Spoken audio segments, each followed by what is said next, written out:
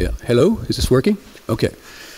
Welcome. My name is Szabo. I'm a visiting fellow right now at the Institute, and I'm delighted to be able to moderate this session with my good friend Ivan Vejvoda.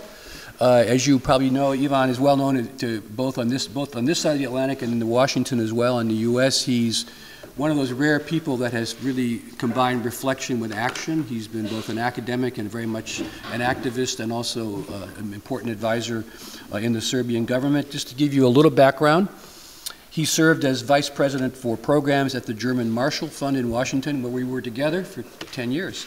And before that, he was executive director, this is until this year, and then before that, he was executive director of the Trust for Balkan Democracy, which is also a German Marshall Fund program.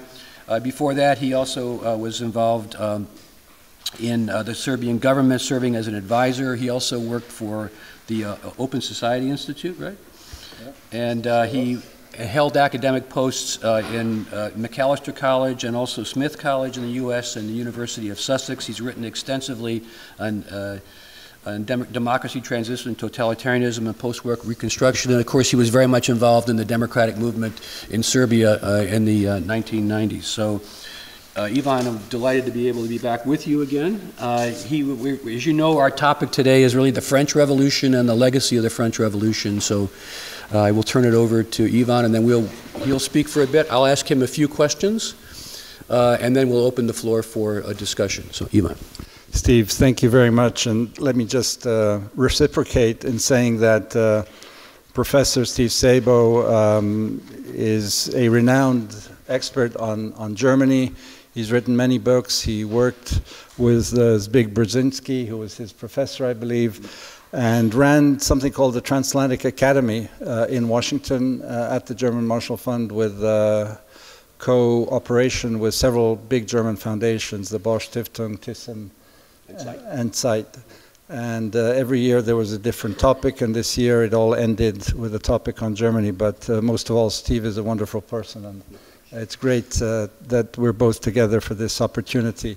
I'd like to thank the organizers of the festival for giving me the honor to speak about what I would call the mother of all revolutions, to use a very American phrase, because the French Revolution, not only because we all studied it in our history classes in school and high school, and those who went on to do social sciences, because it captures the mind, whether it's the famous or infamous quote of Marie Antoinette, qu'ils mangent des brioches, that they should eat cake if there's no bread, or if it's the terror under Robespierre and Saint-Just in 1793, or the Thermidorian reaction. It is a model on which all further revolutions were somehow imprinted. The Russian Revolution was seen through the eyes of the French Revolution. The same terms were being used, Thermidorian reaction, when Stalin came to power. But also the subsequent French revolutions in 1830, Les Journées de Juillet, 1848, the Paris Commune in 1871. There's a line of French revolutions that follow. Hannah Arendt, in her famous book on revolution, those of you who have read it know that she compared in great analytical and political philosophical detail the similarities and differences. And even though the American Revolution is equally important, she mentions the fact that the French Revolution is better remembered because somehow the Americans weren't as good at remembering and putting forward their experience, and thus the French Revolution remains the key one. Of course, one must understand that the French Revolution comes as part of what Alexis de Tocqueville called the modern democratic revolutions, begun with the English Revolution, with Cromwell in the late 17th century, and of course, known for the first beheading of their king, Charles I, in 1649. This was followed by the Dutch Revolution, that was just as prominent, the golden age of the Netherlands, then the American Revolution and the Constitution, the Declaration of Rights,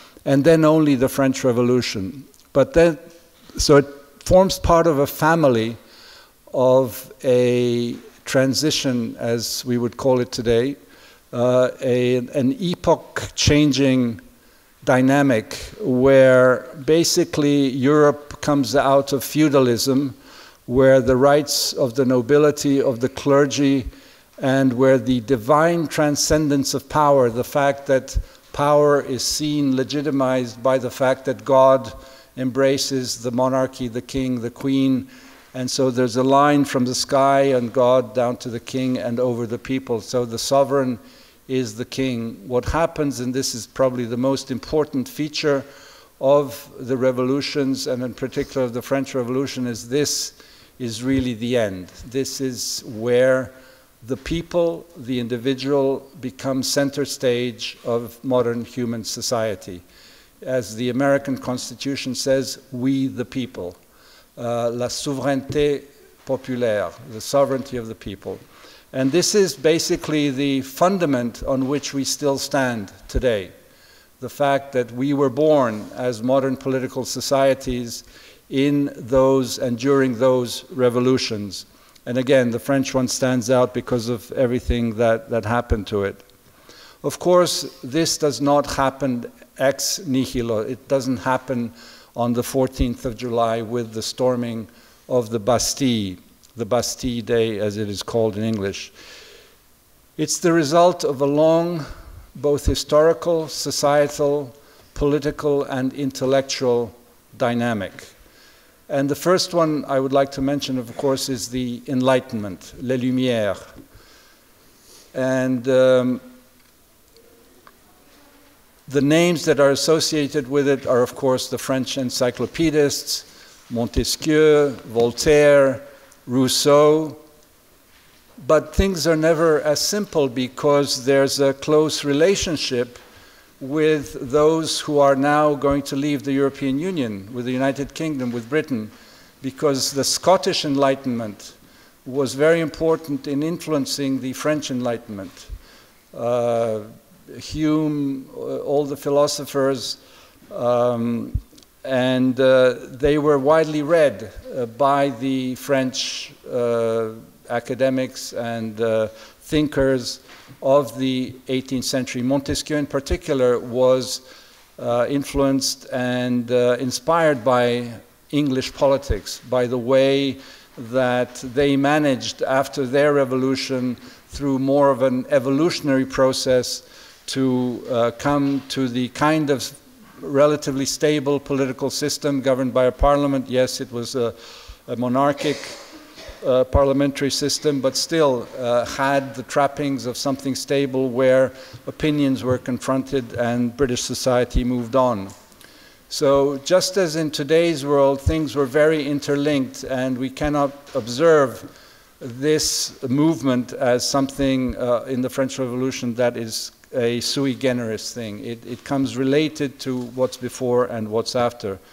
Only to mention, of course, that General Lafayette went to help the Americans fight off the British and liberate themselves from the colonizer, or someone like Thomas Paine, who worked on both sides of the revolution in his Rights of Man. And in Thomas Paine, in the Rights of Man, there's this famous sentence which says that every generation has a right to rewrite the way that they act in society together, and that a revolution is something that is, quote unquote, allowed, that is even positive for a society to move forward. And it is, as you know, the Rights of Man was a bestseller, as we would say. It was sold in thousands and hundreds of thousands of copies.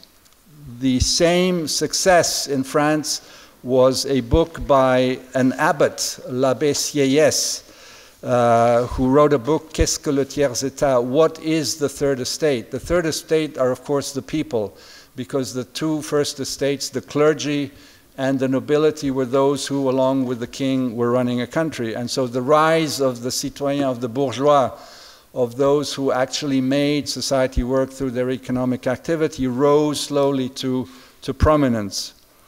Abbé Sieyès' book sold 30,000 copies in four weeks' time. It was published in January of 1989. So, you know, when we think back to this period of more than 200 years ago, through the eyes of what we now know as the social media, as Twitter, and the speed of the spread of information, it was very much and very speedy in those days relative to the kind of things that they had, books. And of course, books were read by more than the person who bought them. And so this book of Sieyès was really one of the groundbreaking elements, apart from, of course, everyone reading the books of the 18th century, of Montesquieu, of the encyclopedists of Voltaire, and then in particular of Rousseau, who advocated, of course, the general will and the public good. So what we have is a basis of a popular movement, and of course the economic side of it was that France had a number of very bad harvests in the preceding years. There was hunger. So not to be too Marxist about it, there was a socio-economic aspect to the reason why the people rose, along with the intellectual influence that came from the French and the other ideas of the Enlightenment. And so you have a dynamic that is basically a snowballing effect that begins at the beginning of 1989, and there's an acceleration of historical events. There is the march of the women, the famous March of Women on Versailles, where the women in the Parisian markets are unhappy with what is happening, and they decide to take things into their own hands and go to the seat of power. There is, of course, the convocation of the Estates General, the États Généraux, where the Third Estate is for the first time implicated, and where the king goes along with this, and where there is the forming of the National Assembly, which very quickly in June becomes the National Assembly, and where in fact the Third Estate of about 580 representatives is equal to the representatives of the clergy and of the nobility that are about 250, 60 each. And you have this political dynamic, which then leads, of course, to the storming of the Bastille in July, and then, in fact, the outbreak or the outpouring of a democratic atmosphere, which is crucially linked to the creation of a public sphere. There is, of course, there was the salon intellectual during the 18th century, the late 18th century, where there was this movement of ideas of high-class Third Estate people meeting and discussing. The Palais Royal was a particular meeting place. Those of you who have been in Paris should know that that's where some of the fomenting of these developments occurred. And then it spills out onto the street because of the hunger, because of the dissatisfaction. And in preparation of the Estates General that took place in May and June of 1789, there is a preparation throughout France where people are asked to write their grievances, and they are put in what were called the cahiers de doléances, the notebooks of grievances. And there are about 40,000 grievances that are put together in this cahier. So you see a very broad-based involvement where people finally have a door open to say what they're worried, concerned about, anxious about. And this all comes to the Versailles, where there is this meeting and where actually there is a huge pressure on the king, on the monarchy to reform. And of course, you know, the end is known. This brings to the end the monarchy in France. The king tries to run away. And also there's a sermon, the sermon of the Jeu de Paume. It's a kind of a pledge that these people, all of the main revolutionaries who are there all together at the beginning, pledge that they will work for the people and move towards a regime of popular sovereignty. It is epitomized in a famous drawing painting by Jean-Louis David that hangs in Versailles today. and it's one of the kind of epic paintings. Just a bracket on Jean-Louis David. He is one of the deputies of the assembly who voted for the death of the king, and when the reaction of Thermidor happened, a lot of these people had to leave France and escape because they were being now hunted by the reactionary people. And Jean-Louis David spent the last days of his life in Brussels painting portraits of Belgian nobility. And if you go to the museum in Brussels, you will see a number of his paintings there. But he's also famous for that painting of Jean-Louis Marat, who is in that bathtub with skin problems. It is a fascinating story where there are so many strands, and just let me mention a few of them. As you know, there is a declaration of the rights of man or the human being and the citizen. And as I mentioned, women were very involved, and there was a parallel declaration of the rights of women and female citizens in 1791 by someone who later became, as the feminist movement occurred in the 60s and 70s, and a lot of these women's stories were told. It is Olympe de Gouges who wrote this declaration advocating for women's rights. She was unfortunately one of the victims of the terror and was guillotined before Danton and before Robespierre and Saint-Just met their end at the guillotine. Also, revolutionary France abolished slavery in all of its colonies in 1794. So a very early move to liberate slaves. This was unfortunately then restored by Napoleon in 1802. But Haiti, the island of Haiti, received its independence at that year and ended slavery on its territory. A little known fact is that Haiti is the second republic in the new continent of America, of course the America being the first republic and Haiti being the second. Unfortunately, we see the different fates of the US and Haiti today. I think what's interesting to note is that, of course, the bases were put forward for a liberal, democratic, we would say today, rule based on the sovereignty of people, but it took actually France 100 years to finally achieve what we would call democratic stability for all intents and purposes. And that was in 1870 when the Third Republic in France occurred. France went through a really true roller coaster of regimes. You know, if you count all of them, there were about 10 of them.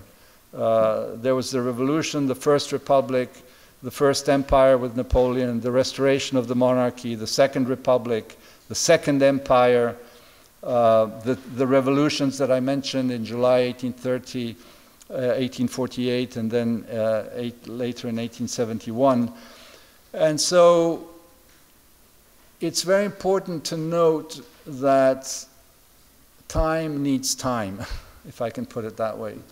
That, you know, when those of us who follow Ukraine, for example, and are very anxious about the fact that the oligarchs still have a lot of power, that there are a lot of young people in the parliament who want to make change, that we read every day about this friction between those who want to reform and make Ukraine a more democratic place, and on the other hand, those who want to keep their privileges and their vested interests. One has to sort of remind oneself that these things take time, and that obviously, probably, hopefully it won't take 100 years like it did in France, but that there should be an understanding without neglecting or without not needing to criticize the bad things that are happening. This is frustrating, most of all for those who live in the country, and I myself come from Serbia, from a country that used to be called Yugoslavia, that disappeared in front of our eyes. And so, as Hannah Arendt says in her book on revolution, expect the unknown, and expect that there are possibilities for the creation of the new. And the French Revolution did want to create everything ab ovo, a new man, a new calendar, a new society, a new system of governance. And there was true popular belief in this, just like there was at Euromaidan in Kiev, when the people came out and said they want to join Europe. As you know, the official Russian version is that this was a conspiracy and a coup d'etat, and that this was all fake. And it's again as if they, in the Soviet Union, had never read Marx, that there's actually something called people power, and that the people, when they're unhappy or hungry or dissatisfied with their leaders, they will come out into the street, and that they will voice, in that famous book of Alfred Hirschman, Voice, Loyalty, and Exit. People do have voice. They don't always use it. They won't use it if they're half satisfied or quarter satisfied, but if they're totally unsatisfied, they will come out and they will change things if they see fit. And that is really what the modern democratic revolutions were about. Let me not speak for too long and end on a final note that has more to do with, again, the introduction on the fact that this came out of ideas that were fermenting, gestating, and maturing during the 18th century. And that is that the French Revolution and this whole dynamic gave birth to two main strands of political philosophical thinking, and that was liberalism and socialism. This is where the gestation of a variety of thinkers like Tocqueville and Constant on the liberal side, or the socialist utopians like Fourier, Saint-Simon, Cabet, and Proudhon and others came out. And these two strands basically appeared because these people are sort of fellows at that time were trying to understand what was happening, what was this big change with the Industrial Revolution, with the societal changes, with the changes in political power. And they tried to explain to themselves this world and to forecast what was needed and where it was going. And somehow these two strands remained the principal strands of all of our political thinking, I would say, until very recently. Socialism is not having a pretty good time. We see that social democratic parties are kind of losing a bit everywhere. We saw that in France. We see with Mr. Schulz in Germany that he's really not doing quite as well as he expected. Austria, you are more expert than I am on what is going on here. But the demise of socialism generally, and we could have a very deep debate on what actually socialism means and what was socialism in the communist world, but let's leave that to the side. But I would say that in a way, we have been dominated by discussion, and that now is changing. So we're going through another sort of questioning, is there a West, is there liberalism, is there something else? But going back to that time, this is really what defined the political sphere. This is what defined how the intellectuals influenced or didn't politics. And someone like Tocqueville, I think, who wrote this book on the Ancien Régime et la Révolution, apart from his famous book on democracy in America, both that are still very much worth reading if you're interested in politics generally and political philosophy. But one of the lessons that one draws from Tocqueville's Ancien Régime et la Révolution, and that is what I was alluding to a little earlier, is that the old regime still lives for a very long time in the new regime. And that this is one of the impeding factors in a speedier movement to change in society. The famous Hungarian sociologist Elemer Hankish wrote beautifully about this when he wrote about the annus mirabilis, the annus miserabilis, and kind of the subsequent years of the change in '89. When change happened, suddenly people believe that it will all change at the same time and that suddenly the sun will start shining behind the dark facade of communism or authoritarianism. And then there's the slow realization that in fact to build that shiny facade, if it ever is built, it takes time and engagement, and actually going back to this Tocquevillian idea, the old regime is there for a very long time, pulling backwards, or the abuse, if you want, of the change by those who used to be political winners and now become economic winners and hold the levers of economic power. So all that, I think, is very relevant, and that's why it is worth looking at the French Revolution. It was also the birthplace of sociology. Émile Durkheim, one of the founding fathers of sociology, wrote, one of his famous thoughts is that now society is the new God. The fact that we live with each other, that we alone define the way that we want to organize the ways of power of a society. The fact that we are tending towards an institutional arrangement where freedom is institutionalized, but there is no such thing as absolute freedom. Freedom is always constrained. You know, you read your Hegel or others, and the secret there, of course, is how does one use institutions to cushion the effects of conflict, which will always be there. And obviously, the first person in modern political terms to write about this was Machiavelli in the Renaissance. So that's really where the line goes towards the formation of modern politics, because Machiavelli understood that there was a secular realm of power possible, and secondly, that conflict would always be there. And so the art of freedom and of creating a democratic system was, how does one allow for conflict or disagreement or a difference of views that in the end comes together through discussion and compromise. And that is really something that is the bedrock of democracy, and that is the uncertainty of democracy. And that is why democracy, whether it starts with the French Revolution or the American, is one that needs to be nurtured every day when you get up. It's not given on a silver plate. It's not given forever. It's something that's recreated every day. The French political philosopher Claude Lefort called it l'invention démocratique, and wrote very eloquently about the empty space of power. It's really the institutions that are the space of power, and whoever sits in that space cannot be the one that is seen as leading. It is the institutions, to put it all too simply, are the ones that have the power to be. And final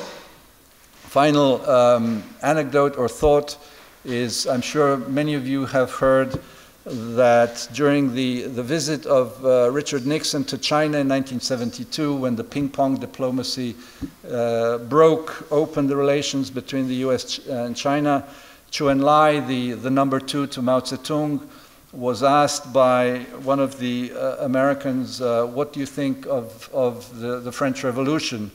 And he famously said, well, it's too early to tell. Now, it's like with Marie Antoinette and the qu'ils mangent des brioches, let them eat cake.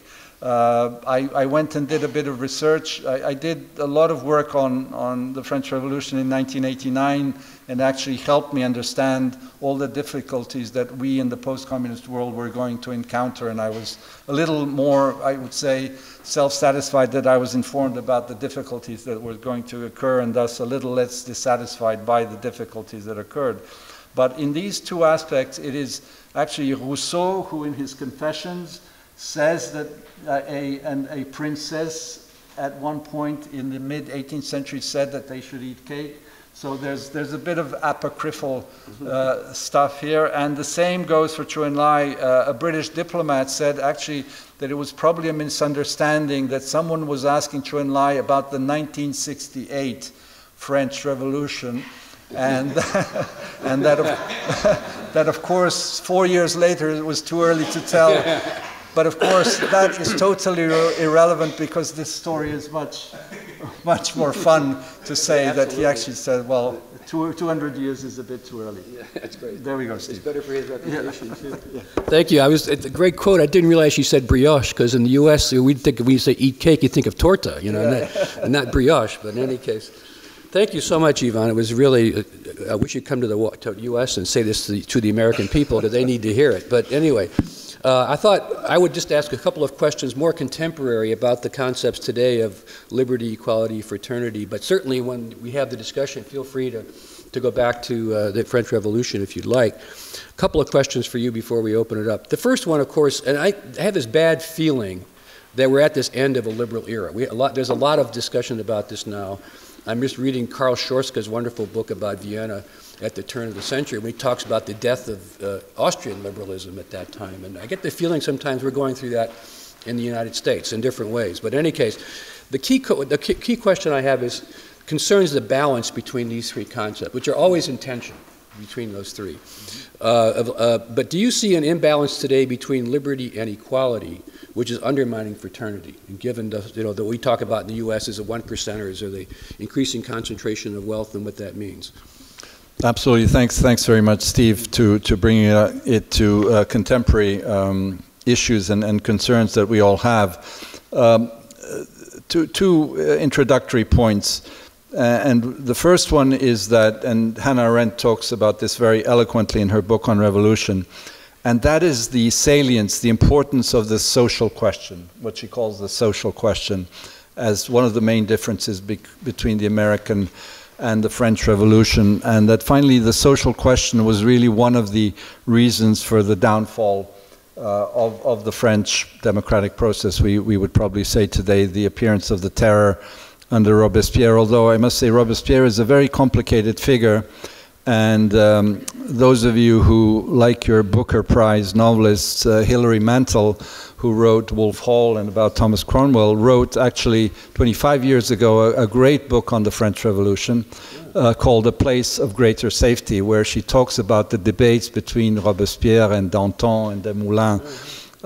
Really, I would recommend it. And I think that also speaks to the French Revolution and its importance, that a lot of authors have gone back to it, just to mention Georg Büchner and Danton's death, for example, or other novelists and artists who have done on this. So the social question, and this is relevant to your question of inequality or equality, I think is one that plagues us all.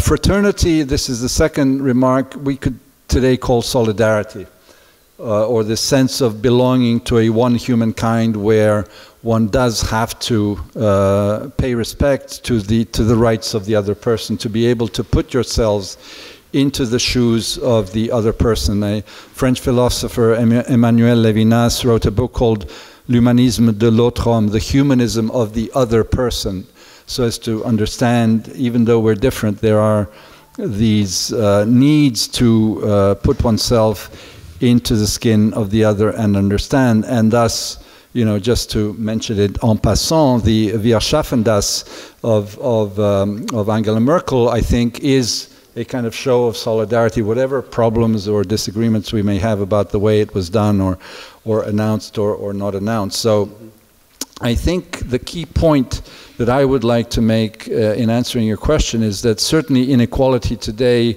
is one of the driving forces of what is happening, and without wanting to simplify anything, the fact that people, the tiers état of today, the third estate, the middle class, is feeling that they are losing out, and have been for the past 20 years, basically since the Reagan-Thatcher revolution, the deregulation of the financial markets, the fact that they feel that their salaries are at best stagnating, if not falling, while the famous 1% is ever growing richer, is something where there has been resilience. People have been patient, waiting for subsequent people whom they have elected leaders to somehow address this. And then with the financial crisis of 2008, that basically hasn't ended. I mean, we have low levels of growth. We have, of course, the migration crisis piled up on top of that. There's a demographic issue. And so the liberté and the égalité are out of sync, because I think one of the ideas of the revolution, and that's I think Tocqueville is the one who somehow formulates it in his book on democracy in America, where he says there needs to be an equality of conditions. Of course, we can't all be equal, but at least the starting point, there has to be some kind of level playing field where we can have the equal opportunity to achieve. And then, given various social, political, economic, and other factors, you know, there will be a kind of separation. This is, of course, a great desideratum, and the reality of society, of modern society, dictates otherwise. You know, call it class conflict if you want to use the Marxian term. That has driven the history through the 19th century and the early 20th century.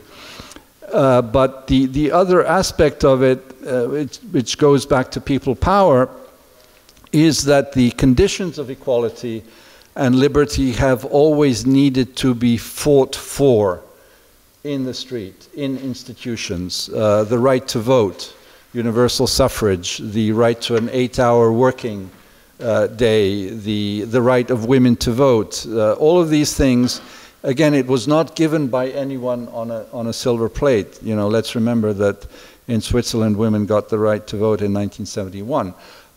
These are things that you need to fight for. And so I think that, and that's why maybe people are asking, will there be a new revolution?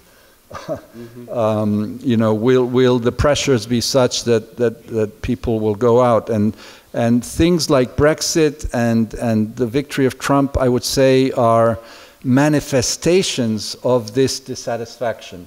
Not that one condones it or likes it, but there's been something of a disillusionment with the elites on the power, on the part of the third estate.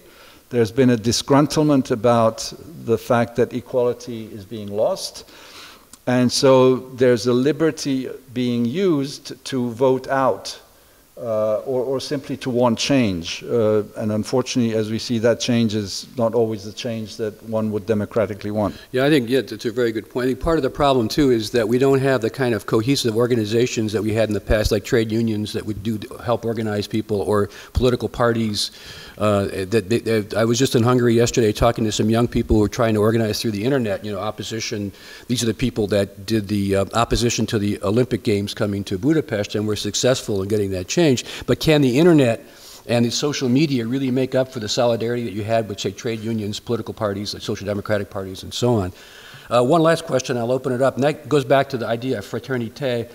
And the French always had this, compared to the Germans had a view of citizenship that they just changed recently, of sort of based, you had to be born German to get German citizenship. The French always had, as you pointed out, this idea that if you accept French culture and ideals, secularism today, you could be French. And now, of course, that's radically changing, not only in France, but I would say in Europe and in the United States. So does this concept of fraternity today have to be reshaped to include not just those of the national community, but immigrants and refugees, or in the case of Europe, does it have to even expand to the EU? Is this idea that, or is fraternity really based upon cultural and ethnic identity, and is it, which is being undermined by the broader concept of fraternity? I mean, can you have fraternity beyond that sort of cultural home, if you want to use that term? That's a tough one. I'm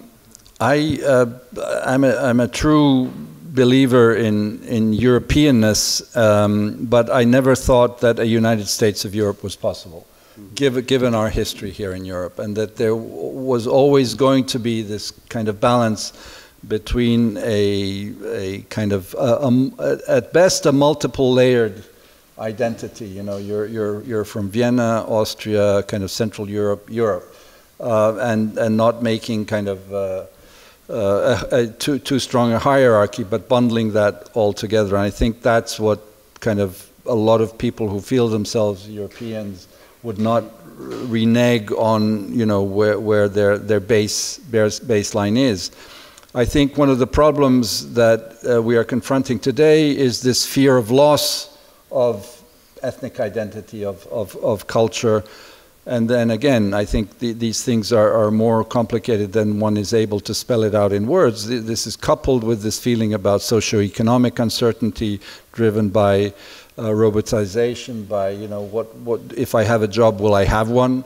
if the digitalization advances, if I don't have a job, will I ever have one again because of what's happening? And then this, of course, driven by populists and what Americans call snake oil solutions, or solutions where you say, well, I will solve this like by myself, like Trump said, then engender a sense of fear.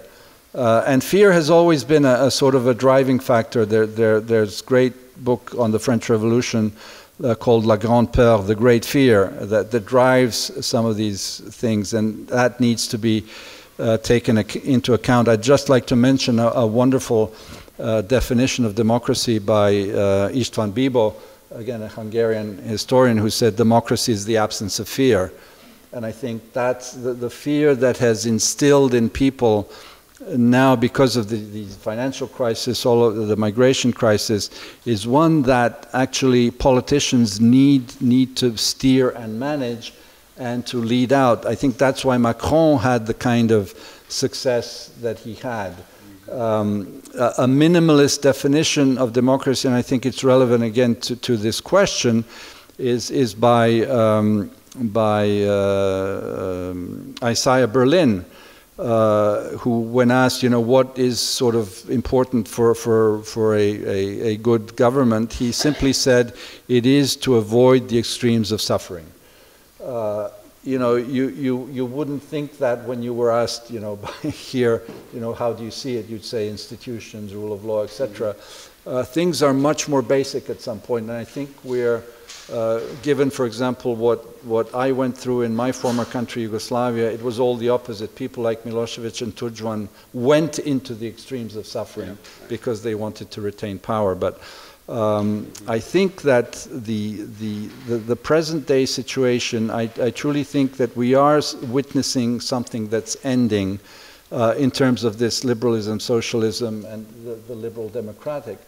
But I would like to say that we have been there before in more dramatic terms at the beginning or the first half of the 20th century with fascism and Nazism.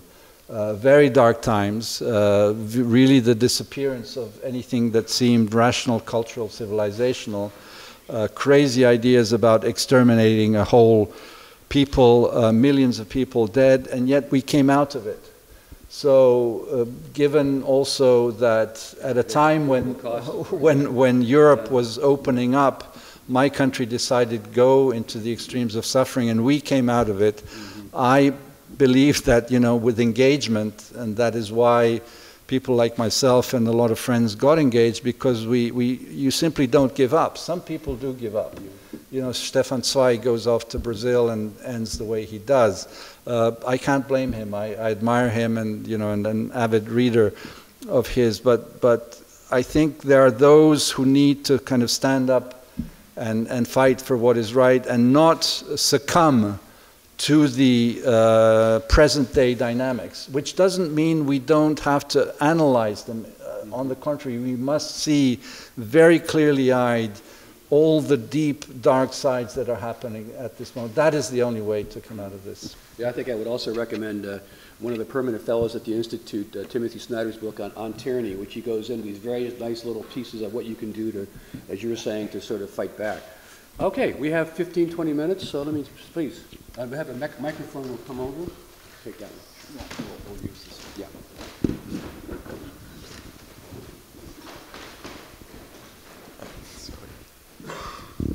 Hello, I'm a historian. I chose the Habsburg Empire as my subject because at seminars at the Austrian Scientific Institute they give you quite a lot of cake. But my question is about your comment about the two main strands that emerged from the French Revolution, liberalism and socialism. In your talk I didn't hear you mention the two other major isms that emerge. One is nationalism at the Battle of Valmy, 1792, when French, or so-called French citoyens shout, "Vive la nation!"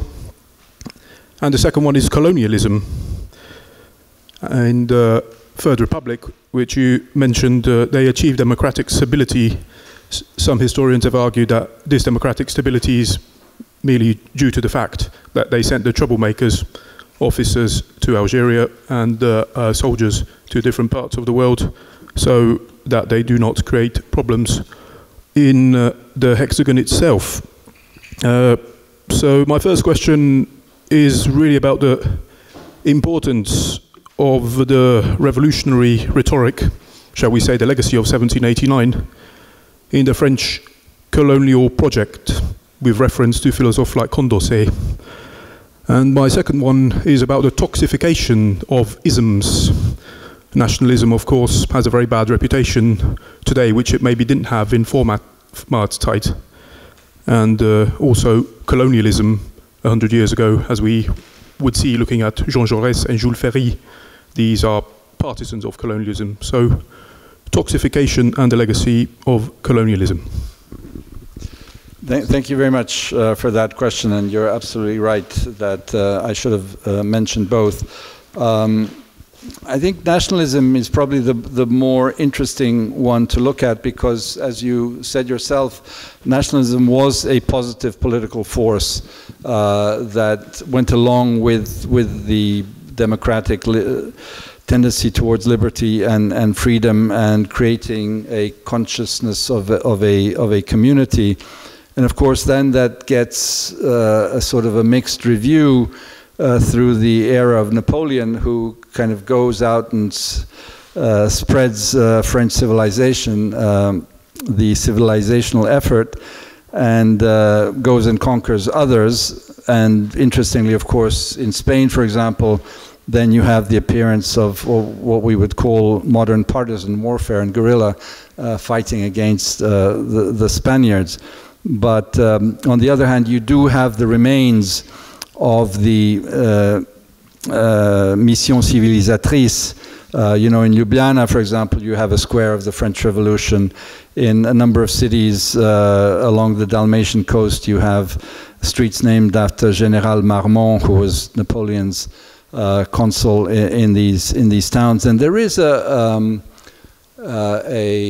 remembrance of that civilizational effort that, you know, for whatever one may think, the Austro-Hungarian Empire then took over when it went into the parts where it was, and in Bosnia and Herzegovina, of course, still they speak about how much Austria-Hungary did in building schools, roads, bus stops, and other things. So it is a mixed bag, but nationalism, just to put it very simply, was a part of this popular awakening at that period, sort of going through a full arc to then, of course, what happened in the early 20th century. Colonialism, again, you're right to point out all these great nations who went through the democratic revolutions, the English and the French and the Dutch, all then became conquering powers and drew a lot of their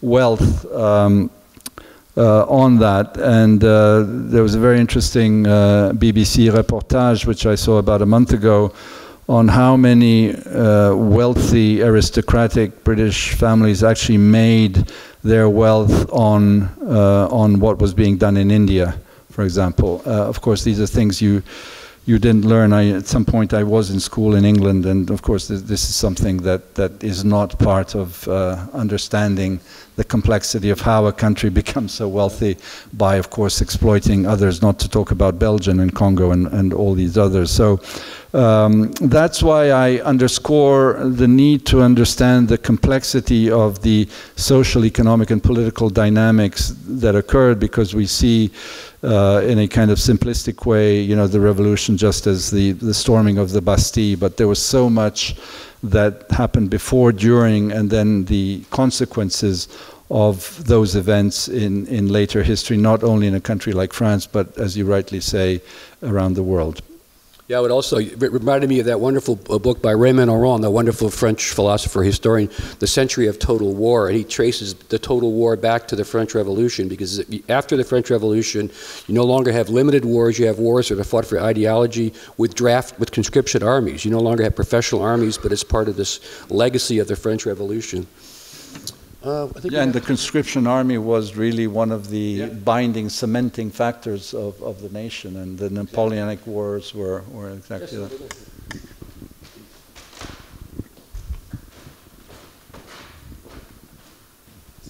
Thank you. Within this current discussion about people who do not feel represented by a representative democracy anymore, there are many voices of people who are now digging in history of, and they want to find maybe other ways or earlier forms of democracy who would better fit now. I think of, for example, David van Rijbroek with his book Against Elections.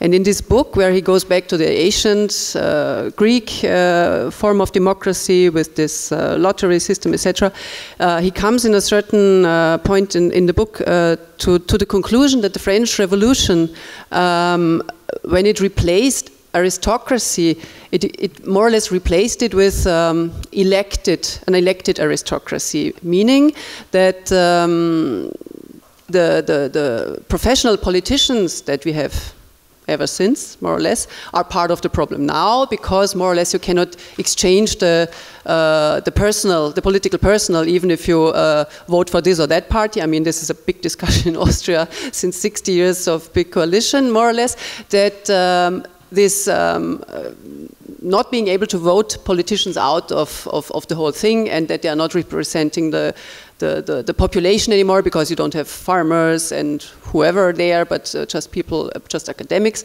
is a big point in his book. And my impression was that he was saying the French Revolution is a system, or the democracy that was brought by the French Revolution is now a system that we are not able to overcome, because it's so dominant in our thinking and everything, that we have, his proposal is this civic citizens assembly is what he is proposing, that we cannot find other solutions anymore and break out of this system. What do you think about it? Or have there been other ways of forming this early stage of democracy in the French Revolution, and we just took only one part of it, and maybe not the best part? I don't know. Thank you very much for that question. The more radical political, philosophical critiques of what we call our democratic systems are along those lines, that basically it's an oligarchy that rules, that we are in oligarchic systems where the electoral representative system is basically a fig leaf for their power and the impossibility to get rid or outvote these people, and that something else is needed. And I think that's why some people talk about maybe a future oncoming revolution where people will try and unseat these people. You have obviously the various attempts, the various pirate groups, or the left populists, or undefined populists like the Cinque Stelle in Italy, or the Podemos in Spain. They're trying to kind of find a way through the bush and the thicket of the forest in ways in which they can actually have their voice firmly heard. I don't realistically see a possible change in the near future. I don't exclude a change. Further on, revolutions have happened, and they might happen in our lifetime. I think it's interesting to go back to a book like E.P. Thompson, the English historian who wrote this voluminous, wonderful book called The Making of the English Working Class. How they slowly, from the Industrial Revolution, started to get together and organize. Slowly what we would call unions today, but basically try and voice their collective grievances and put forward their demands and actually change. And Steve is absolutely right to say, how important the unions were throughout this period in creating a more equitable or a less unequal democracy that we had. A French philosopher like Jacques Rancière is exactly a critic in the way that you are talking about. Sheldon, what's the American political philosopher? Sheldon Wallen talks about fugitive democracy. or my former mentor, Miguel Abanzo in France, talks about democracy against the state. So, you know, it's not that people are not thinking about this. The question is, what are the societal forces that are able to actually then push through something that is more equitable? I think that there is still a potential in the representative system. It's not outlived yet, and that's why I say that I don't think I can see a change in the near future. But then again, nobody saw the fall of communism in 1989, which happened like that. So, you know, don't be surprised if it's happened, and don't rule it out. There is one thing I would like to mention, and there are a few more minutes left, which I forgot to say, and talking about this wish and desire of the French and other revolutions to create something new completely. And that was the attempt at creating a civic religion. Jules Michelet, one of the great historians of France, and wrote this wonderful history of the French Revolution. His main thesis is that the French Revolution was the fight of Christianity against liberty, and then the move towards secularism. And then, of course, the attempts of the Robespierres, based on Rousseau's thinking, to create this something needed to replace religion. They didn't want the transcendence, the divine transcendence of power, but they understood that you need to have a glue of some sort. And they thought it would be a civic glue. Of course, it failed in many ways. And then just some of you may have seen about 2-3 weeks ago, there was the result of a public opinion poll in the United Kingdom, which said that 53% of Brits say they do not have a religion. And so, looking at what's happened with the populism, with these sort of dynamics of uncertainty in a society, the taking back control slogan is a sort of a glue, right? And the opinion polls show that basically taking back control is an English vote. It's not a Scottish vote. It's not a Northern Irish vote. It's barely a Welsh vote. And so this question, what is it that is replacing religious? We're more and more secular societies, even those who, you know, are purportedly more Catholic, like the Spaniards or the Italians. So I'd like to leave that question with you. Thank you. Well, thank you all. I think we're out of time, unfortunately. I want to thank Ivan for a really wonderful tour de force on the French Revolution, and thank you all for your questions and your participation. Thank you, Steve.